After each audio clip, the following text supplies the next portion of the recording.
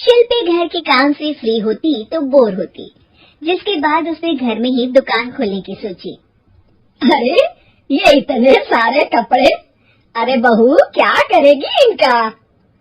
माँ जी, मैं घर में बोर होती हूँ तो सोचा सामने के कमरे में कपड़ों की दुकान खोल लूं। घर का काम भी हो जाएगा और 4 पैसों की कमाई भी। अरे वाह वाह, ये तो बहुत ही अच्छी बात है। मैं भी तेरी मदद कर दिया करूंगी। वाह माँ जी, तब तो मजा आ जाएगा। अब हम दोनों मिलकर खूब पैसे कमाया करेंगी। अब क्या था, सास बहू का काम चल पड़ा। एक दिन, अरे राकेश की माँ, सुनती हो? कहाँ चली गई? भूख के मारे पेट में चूहे कूद रहे हैं। अरे नंदिनी, कहाँ हो? भूख लग रही है। पापा कहाँ है माँ? पता नहीं बेटा, भूख लग रही है। आज तो किसी ने चाय भी नहीं पूछी। तभी सास बहू घर के अंदर ढेर सारे सामान के साथ आती है और वो भी हंसती हुई। अरे वाह बहू, ये तो बड़ी अच्छी मार्केट दिखाई तूने। बड़ा ही सस्ता सामान था। हाँ माँ जी, और ये सामान हम डबल पैसों में बेचेंगे, मजा आ जाएगा।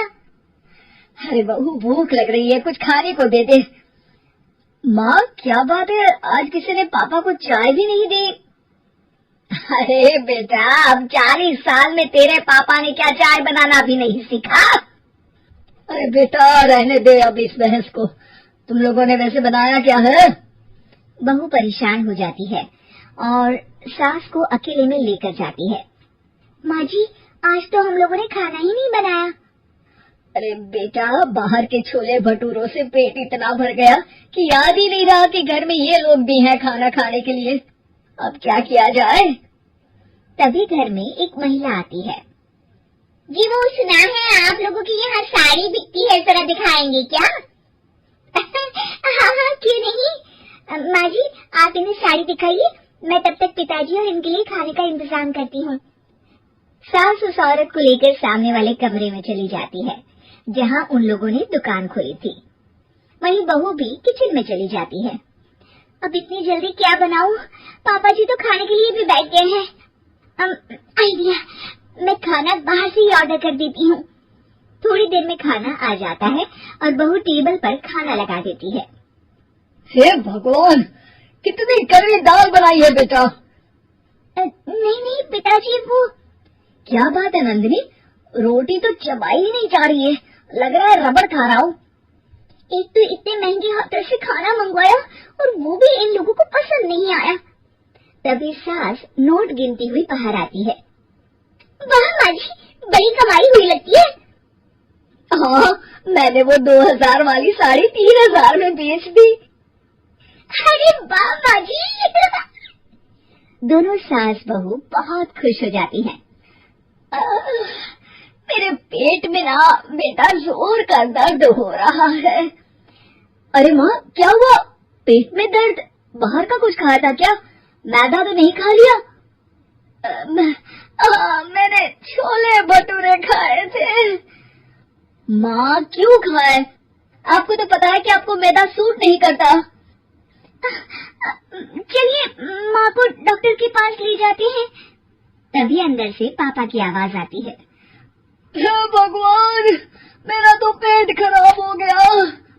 सब पिताजी के पास जाते हैं। पिताजी, आपको क्या हुआ? खाना बासी था शायद। अरे पिताजी, नंदिनी जानती है कि बासी खाने से आपकी तबीयत खराब हो जाती है, तो वो ऐसा क्यों देगी, है ना नंदिनी?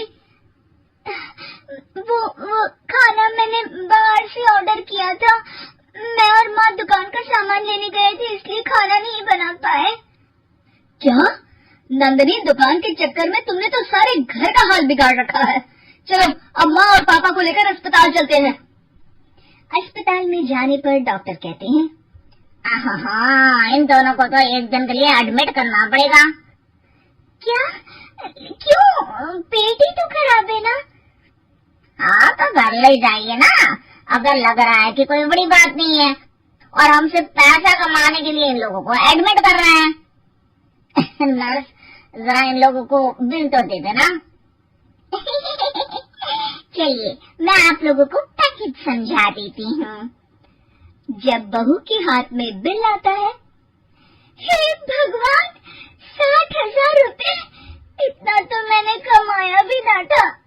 अब समझ गई कि कमाई के चक्कर में घर के लोगों की सेहत के साथ मैं खिलवाड़